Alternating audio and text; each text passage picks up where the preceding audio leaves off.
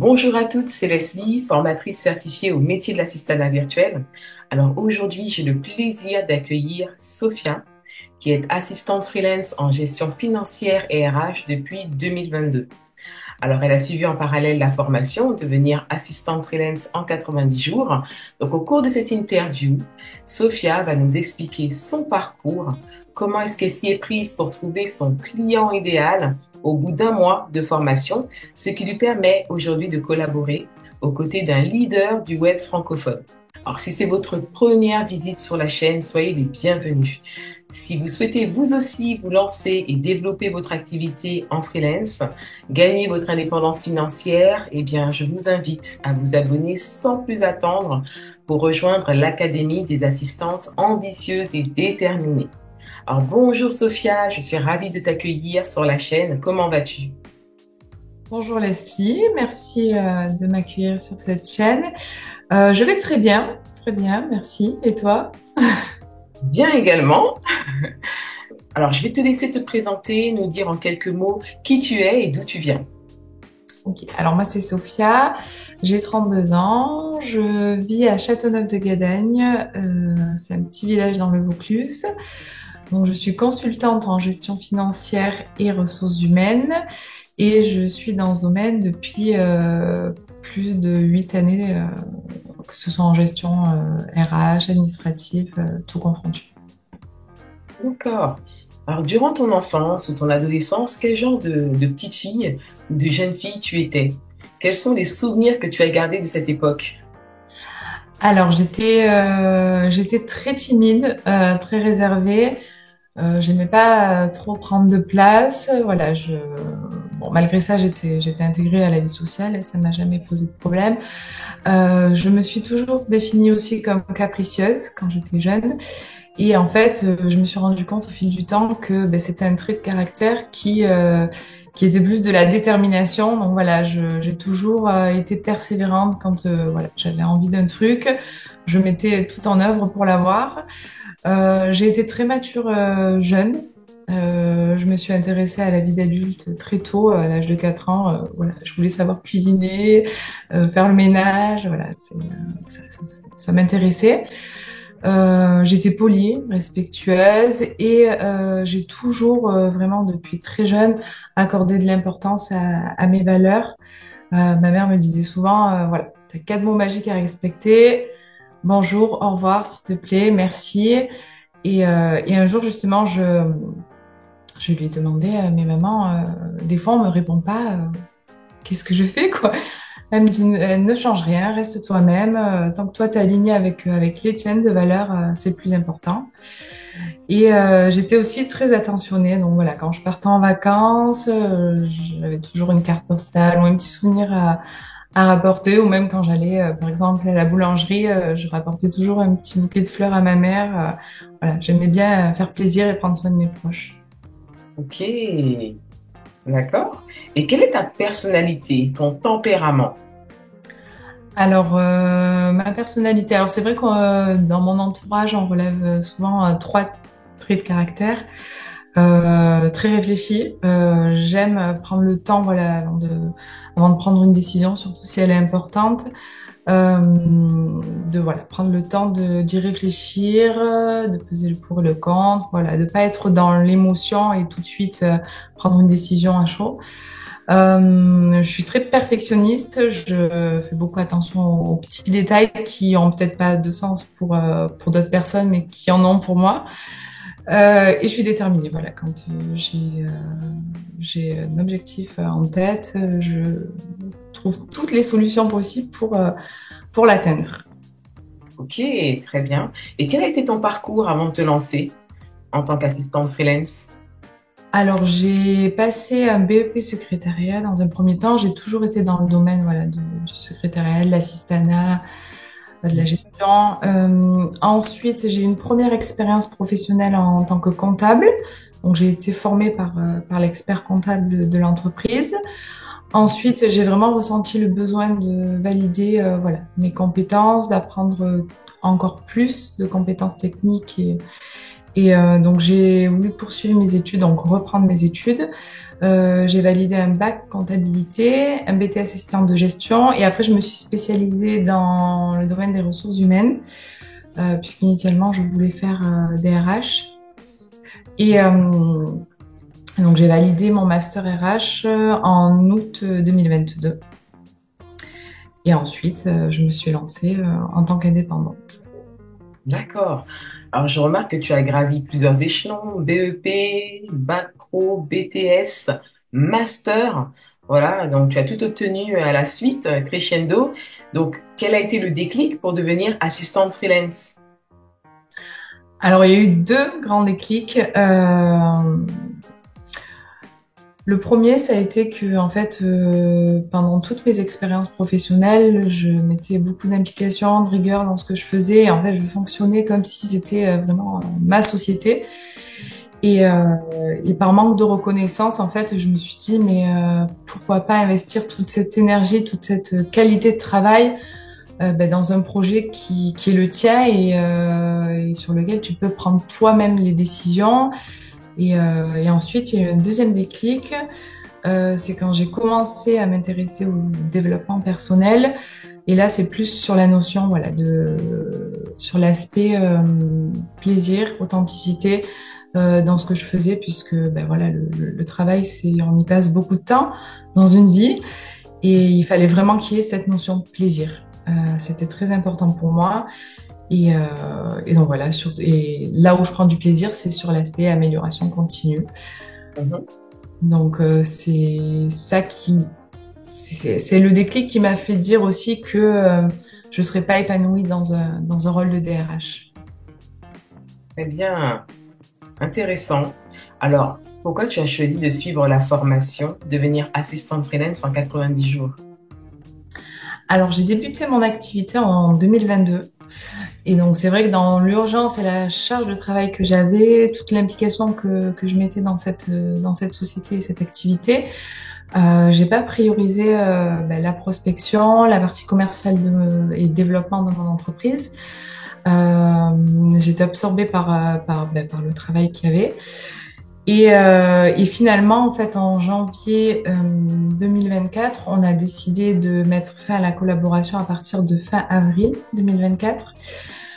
Donc, j'ai commencé en janvier à prospecter, à mettre des actions en place pour justement trouver d'autres clients. Et en fait, rien ne se passait pendant 4 mois, vraiment même pas un appel. Et, euh, et je me suis dit que j'avais besoin d'aide. Je me suis retrouvée donc du coup en avril, fin avril, sans client, sans ressources financières. J'avais juste de côté assez pour vivre 2 ou 3 mois. Je commençais donc à remettre vraiment tout en question, tout mon projet. Est-ce que je suis vraiment sur la bonne voie? Je me suis même renseignée pour faire un bilan de compétences, parce que je me suis dit, bon, est-ce que c'est le domaine finalement qui... C'est un signe, je sais pas. Et je discutais avec mes parents d'un potentiel retour chez eux, parce que 2, 3 mois, ça passe très vite. Donc, comme j'ai un crédit maison, pour mettre en location ma maison et pouvoir payer le crédit, j'ai postulé à une cinquantaine d'offres d'emploi en CDD saisonnier pour pouvoir, en attendant, voilà, trouver de nouveaux clients. Rien ne se passait, même sur la partie salariée. Vraiment, et c'était très compliqué émotionnellement. Et en fait, cette énergie, elle s'est transformée. Enfin, ces émotions se sont transformées en énergie vraiment insoupçonnée. Et un jour, je suis tombée justement sur ton annonce Instagram et sur ta vidéo. J'ai beaucoup aimé cette vidéo. J'ai ressenti vraiment du professionnalisme. On voyait que tu savais de quoi tu parlais et que tu pouvais réellement m'aider. Alors au début, j'ai eu un peu peur parce que j'avais pas beaucoup d'argent, j'avais pas de compte formation, donc c'était un financement presque 100% personnel. Je me suis dit bon, est-ce que je les garde de côté ou est-ce que j'investis dans... Et puis je me suis dit, de toute façon, il se passe rien depuis 4 mois, donc il faut prendre un risque et il faut le faire. Donc je l'ai fait. et je le regrette pas du tout. D'accord. Donc, mais tu étais sacrément déterminée quand même parce que tu étais vraiment au stade, un peu au pied du mur où tu étais prête à retourner chez tes parents tellement la situation était délicate et compliquée. C'est exactement ça. Oui, oui. Ok. Et du coup, qu'est-ce que tu as particulièrement apprécié au sein de la formation? Alors, dans la formation que j'appelle plus ça un accompagnement parce que vraiment c'est très complet. Et puis voilà, l'investissement que tu mets dans tout ce que tu nous apportes, c'est pour moi, c'est plus qu'une simple formation. Tu es vraiment un véritable soutien. Ensuite, il y a les modalités qui permettent du coup de répondre en fait finalement à toutes les situations, si la personne travaille, etc. Et ton expertise, ta disponibilité, toutes les solutions que tu nous trouves à nos problématiques et des solutions concrètes. C'est pas vague, c'est très concret. Et puis il y a le côté aussi synergie de groupe avec les classes virtuelles et le groupe LinkedIn où on peut voilà se soutenir, se échanger, donner des avis, etc. Mhm. D'accord. Très bien, merci à toi. Est-ce que tu peux nous rappeler, Sophia, depuis quand est-ce que tu as lancé ton activité professionnelle? J'ai commencé mon activité professionnelle en septembre 2022 à la fin de mes études. D'accord, très bien. Ce qui veut dire que tu as commencé la formation, tu étais déjà à ton compte. Exactement, oui. Ok. Est-ce que tu peux nous parler maintenant des missions que tu as décrochées et de ta clientèle actuelle? Alors, j'ai actuellement un client spécialisé qui est expert et reconnu dans l'accompagnement et le coaching d'entrepreneurs. Donc, c'est une mission régulière, à distance, qui représente à peu près 35 heures par semaine.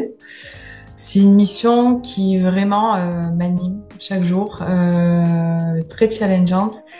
Et c'est un vrai plaisir de travailler dans un environnement avec qui je partage vraiment des valeurs et la valeur notamment de l'amélioration continue. Et finalement, c'est en fait les deux parties, on est en accord en fait. On est, j'apporte ma valeur, il m'apporte aussi plein de choses. Enfin, voilà, c'est vraiment Wow. plaisant. La collaboration idéale, je dirais. Exactement. Bon, ben, concernant ton client avec lequel tu collabores, on peut le dire, aux côtés d'un leader du web francophone, au sein de l'équipe entrepreneurs.com, dirigée par son CEO, Alec Henry. Donc, ben, c'est quand même une mission assez prestigieuse, donc bravo à toi. Est-ce que tu peux nous expliquer comment est-ce que tu as trouvé ce client? Oui, alors j'ai trouvé ce client par le biais de l'agence en ligne des collaboratrices virtuelles qui m'a mis en relation directement avec le client. Donc, effectivement, hein, pour chaque élève qui rejoint la formation, nous mettons notre précieux réseau à leur disposition. Voilà, donc, qu'est-ce que tu as ressenti lorsque je t'ai désigné pour te mettre en relation avec entrepreneurs.com? Tu t'en souviens? Oui, oui, oui, comme si c'était hier. J'ai ressenti aussi, déjà dans un premier temps, vraiment de la confiance en moi parce que je pense que j'en manque un peu et ça m'a dit waouh. Enfin, je me suis dit waouh, surtout que j'étais dans une période de doute, de remise en question et je me suis dit non, en fait, le problème c'est pas l'orientation, c'est vraiment voilà. J'avais besoin de prendre du recul et du coup, je me suis dit waouh. Enfin, c'est quand même une mission importante. Le fait que tu me mettes en relation avec ce client, c'était voilà signe de confiance en moi et beaucoup de reconnaissance envers toi puisque voilà j'étais dans une situation très délicate et ça m'a ouvert une porte, une très grande porte et ça m'a montré voilà que comme je disais tout à l'heure, ce n'est pas qu'une simple formation, c'est un vrai accompagnement. Tout à fait, tout à fait. Tu sais, ici, Sophia, on aime le concret, les chiffres. Tu vois, est-ce que tu peux nous dire quel est le montant de ton chiffre d'affaires mensuel ou en prévision? Alors, j'aimerais bien atteindre au minimum 5 200 € par mois. D'accord, très bien. Bel objectif. Donc, un objectif que tu souhaites atteindre, voilà, à moyen terme. Et concernant ton chiffre d'affaires, il s'élève à combien à peu près? Tu as une idée? Oui, environ 3 000 € par mois. Ok, ouais, ce qui est plutôt pas mal, hein, pour ouais, un début de collaboration. Alors, à ce jour, est-ce qu'il te reste encore de la disponibilité pour honorer d'autres missions? Oui, tout à fait. Je recherche un contrat supplémentaire d'une durée à peu près de 10 heures par semaine. Ouais, d'accord. Ok. Et sinon, est-ce que tu peux nous expliquer comment est-ce que tu organises tes journées, ton planning professionnel, ta gestion vie pro, vie perso? Oui, alors ben, je gère avec deux outils. Donc j'ai un planning pour toutes les tâches, toutes les missions récurrentes et les rendez-vous. Et à côté de ça, une liste de tâches que je priorise et qu'ensuite j'intègre à mon planning en fonction des priorités. Ouais. Ensuite, j'ai pas d'horaire précis, mais j'essaie quand même de voilà de me dire pour le client c'est de telle heure à telle heure, tel jour. J'essaye de voilà de respecter puisqu'on est plus efficace en fonctionnant et en organisant.